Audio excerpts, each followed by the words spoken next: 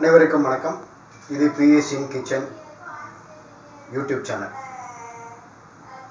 Cauliflower அப்படின்னாலே பிடிக்காதவங்க யாருமே இருக்க முடியாது. இதை நம்ம ஹோட்டலுக்கு போனாலே குழந்தைகள்லேருந்து பெரியவங்க வரைக்கும் ஃபஸ்ட்டு ஸ்டார்டர் அப்படின்னு ஒன்று ஸ்டார்ட் பண்ணோம். அது பார்த்திங்கன்னா மேஜராக நிறைய பேர் விரும்பி ஆர்டர் பண்ணக்கூடிய ஒரு இது பார்த்திங்கன்னா காலிஃப்ளவர், அதாவது கோபி 65 அப்படின்னு சொல்லுவோம், இல்லைன்னா காலிஃப்ளவர் பக்கோடா, எப்படி வேணால் வச்சுக்கலாம். அதை கிட்டத்தட்ட ரெண்டும் சேமாக தான் இருக்கும். அந்த கோபி 65 தான் இன்னைக்கு நம்ம பண்ண போகிறோம்.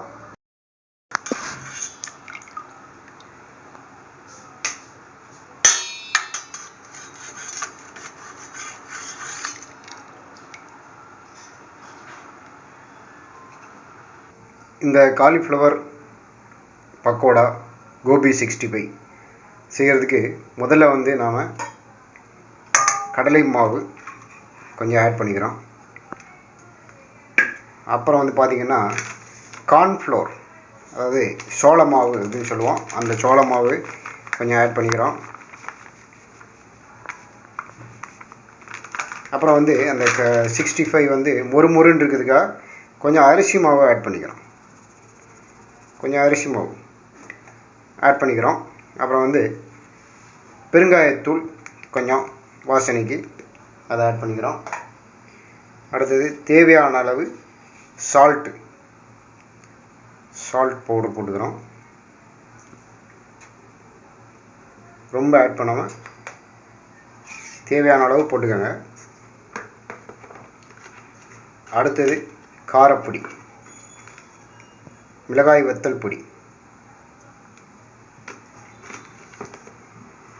கொஞ்சம் ஆட் பண்ணிக்கோங்க.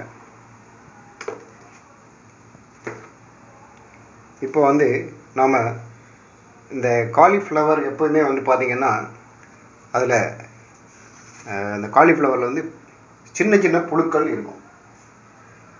அந்த புழுக்கள் போகிறதுக்கு கொஞ்சம் வெந்நீரில் போட்டு நல்லா அலசி எடுத்துட்டோம் அப்படின்னா அதெல்லாம் இந்த பூச்சிகள்லாம் அதுலேருந்து போயிடும். அதுக்கப்புறம் அந்த தண்ணியிலேருந்து இந்த காலிஃப்ளவரை வடிகட்டி தனியாக எடுத்து வச்சுருக்கோம். இப்போது அதனால் இதில் தனியாக தண்ணி ஊற்றிடக்கூடாது. ஏற்கனவே அந்த காலிஃப்ளவரில் கொஞ்சம் தண்ணீர் பதத்தோடு தான் இருக்கும். அதனால் அதோடையே அப்படி அதில் போடணும். அதுக்கு முன்னாடி நாம் இந்த மாவை நல்லா மிக்ஸ் பண்ணிக்கிறோம்.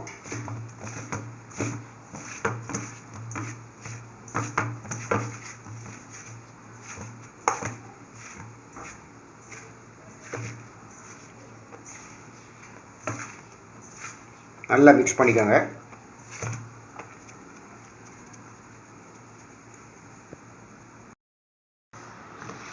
இப்போ நாம் இந்த காலிஃப்ளவரை அதில் போட்டு அந்த மாவில் போட்டு நல்லா என்ன பண்ணுறோம், மிக்ஸ் பண்ணுறோம்.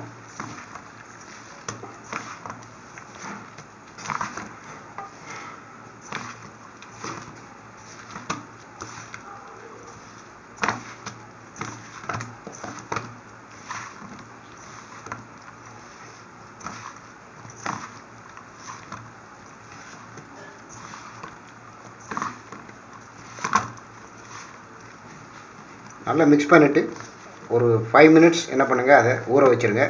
அதுக்கப்புறம் எண்ணெயில் போட்டு நம்ம அதை பொரித்து எடுக்க வேண்டியதான்.